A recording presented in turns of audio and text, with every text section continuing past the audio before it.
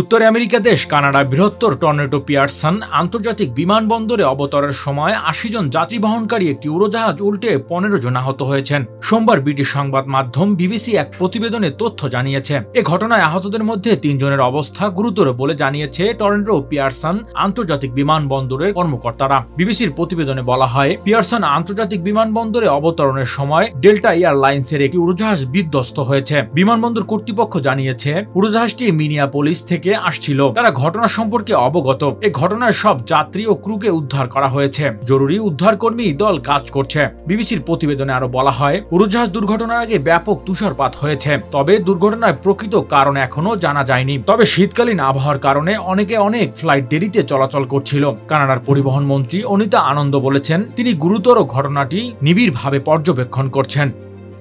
Desk report, metro TV.